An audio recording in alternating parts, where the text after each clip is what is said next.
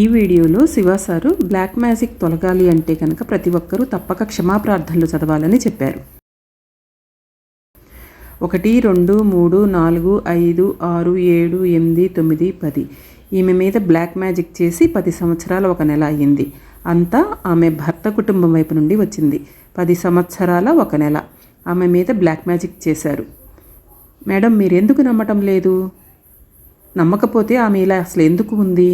Madam, అర్థమవుతోందా? ఇప్పుడు ఆమె ఏమి చేయాలి? ఆమె కూర్చుని క్షమాప్రార్థన చదవాలి. పేజీ నెంబర్ 1 2 3 4 చదవాలి.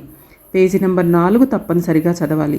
తర్వాత పేజీ నెంబర్ 7కు వెళ్ళి అక్కడ ఉన్న బ్రాకెట్స్లో నా భర్త కుటుంబంలో నా ఎడల సంతోషంగా లేని వ్యక్తుల అందరి ఉన్నతాత్మలకు అని చెప్పి చదవాలి. అర్థమవుతోందా మేడం? 4 గంటలకు నేను బ్లాక్ మ్యాజిక్ రిమూవ్ చేస్తాను. అప్పుడు ఆమెను కూర్చోబెట్టండి.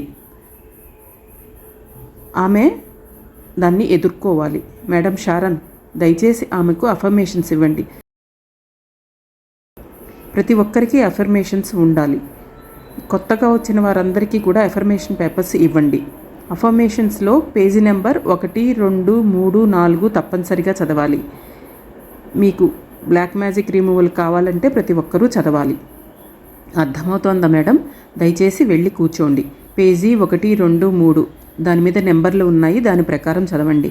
ఆమె పెళ్ళైన మహిళ కాబట్టి పేజీ నెంబర్ 1 2 3 4 మరియు పేజీ నెంబర్ 7లో ఆమె నా ఎడల సంతోషముగా లేని అందరి వ్యక్తుల ఉన్నతాత్మలకు అని చెప్పి చదవాలి. అర్థమవుతోందా మేడం?